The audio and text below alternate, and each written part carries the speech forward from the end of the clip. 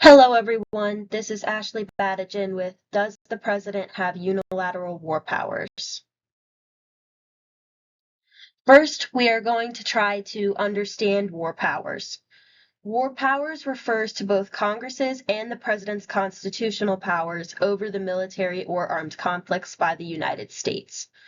The term unilateral war powers itself refers to the President's ability to enter armed conflicts using the United States military. So, what the Constitution says about Congress and war powers, Article 1, Section 8, Clause 11 basically just says that Congress has the power to make an official declaration of war against another country. They are allowed to create and support armies and navies to fight invasions and put down acts against the government. Congress may govern the armed forces and set rules for appointing officers and the training of troops. Congress can use these armies to attack and capture any enemy ships, planes, or other war vessels, and they also have the power to make rules regarding the seizure of enemy property and prisoners. The Constitution also says that about the President in Article 2, Section 2, the President will be named Commander-in-Chief of the United States Armed Forces. This is known as the Commander-in-Chief Clause. The President may consult their cabinet on matters of armed conflict if it relates to their departments. The President may grant reprieves and pardons for wrongdoings against the country, excluding impeachment. This means that the President can delay the sentencing of a war criminal or even just fully give forgiveness to this person. But when it comes to impeachment, he may not grant reprieves and pardons for himself, if that makes sense. So moving on to the next slide. The framers' intentions in the Constitution for these powers. When it comes to matters of Congress, Congress has the power to declare a state of war against a foreign nation. Congress must delegate the role of control of the entire armed forces to the President, and the framers wanted to break away from giving one person total control, which is what they had going on in England. The king was in charge of the armed forces there. When it comes to matters of the President, he is declared the Commander-in-Chief, which is the highest ranking officer in the military. He has total control over the armed forces, total authority over any conducted military operations and strategies, and is meant to be able to respond to sudden attacks without waiting for Congress. Here's some issues with the Commander-in-Chief clause. It did not specify the scope the President has to use their unilateral war powers beyond what is approved by Congress. So a president can basically try to justify their own use for unilateral war powers and say that their actions are right and justified by the Constitution. Past presidents have claimed control over military acts for numerous reasons.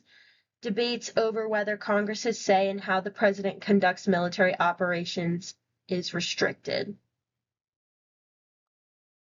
Some notable incidents to mention about unilateral war powers usage.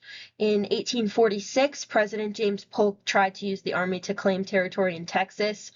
This was an annexed state at the time, resulting in Congress viewing this as a declaration of war with Mexico. In 1861, President Abraham Lincoln listened to popular demand and rushed past congressional approval to use Northern troops in the South. In 1950, President Harry Truman sent troops to Korea without congressional authorization and claimed it was instead a resolution made under the United Nations. In 1964, Congress allowed President Lyndon B. Johnson to send military forces as a result to a conflict with North Vietnam, leading to the Gulf of Tonkin resolution. And lastly, in 1973, all of this came to a head after President Richard Nixon's leakage of important Pentagon papers. There were tensions about the war in Vietnam, and Congress decided to pass the War Powers Resolution Act of 1973, and this was in an attempt to resolve the misuse of presidential military power. So the War Powers Resolution of 1973 was passed after tensions in Vietnam increased and the American people started to get concerned about the president's deployment of the troops. It established a policy where the president must consult Congress before the use of military troops in a foreign conflict. It gives Congress choices and chances to vote on the acts of the armed forces in hostile situations. The president must communicate with Congress for the engagement to continue. Authorization of the use of military force is what Congress votes on when the president wants to engage in an act of aggression. There are guidelines the president must follow to stay within the boundaries of this act, and the president may be directed to remove armed forces from foreign conflict if a bill is passed. Some notable modern uses of unilateral war powers. In 2001, President George W. Bush used his war powers to retaliate against the September 11th attacks on the World Trade Center. In 2024, President Joe Biden recently directed the armed forces to engage in hostilities with Iraq, dropping over 125 bombs on almost 100 targets after an enemy attack. And lastly, President Trump bombed Iran as a result of a conflict between Iran and Israel. This sparked major criticism and debate from both sides of the political spectrum, leading to conversations about a possible violation of the War Powers Act. The president has unilateral war powers for a few different reasons. The Commander-in-Chief Clause states that the president has inherent authority over the military. The framers of the Constitution intended for the president to be able to respond quickly to sudden foreign attacks without waiting for the approval of Congress. This is important for acts like terrorism or a nuclear threat. These acts require a fast response in order to keep the country safe. Congress has funded these kinds of quick acts before without an official declaration of war. And as the president and commander-in-chief, if there is a threat they feel is imminent, they should be allowed to act as they see fit. The War Powers Act can be seen as wrong and a limitation of the president's constitutional rights. Some arguments against this from the con side. Having the title of commander-in-chief does not imply the right to declare war or start it.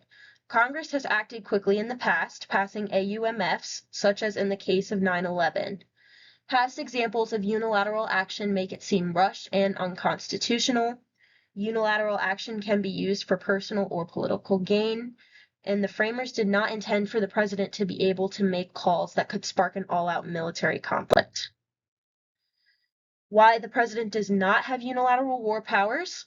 The Constitution states that Congress is the official branch to make declarations of war, not the executive. Congress funds the military and has a say in when it should be used. The framers of the Constitution wanted to avoid giving the president the power to declare war. The president's sole purpose in these matters is to plan and execute armed forces or attacks. The president must have congressional checks and balances to avoid giving them too much power and prolonging conflicts unnecessarily. Past examples of the president using his powers have resulted in intense and hostile situations without legislative authorization. The War Powers Act states that the president must go through Congress to use the military in order to avoid future issues of claimed unilateral action. Some arguments against this from the pro side. Congress never fully enforces the War Powers Act and often funds the aggressive actions the president initiates. If the president does not use his unilateral war powers, it can potentially put the citizens of the United States at risk. In a case of nuclear attack, something the framers could not look into the future to see, unilateral war powers are absolutely necessary. And to conclude, although the war powers designated to both Congress and the President are a highly debated topic, it is important to remember the intentions set forth by the framers of the Constitution. What they put in place was meant to be a system of checks and balances meant to keep one branch from having too much power when it comes to involving the country in a state of war. It is important that the President can act quickly and decisively, but not in a way that will overstep the boundaries put in place. This allows the nation to be protected from a completely unilateral leader, but also stay safe when trouble does find its way. Here are my references, and thank you for listening.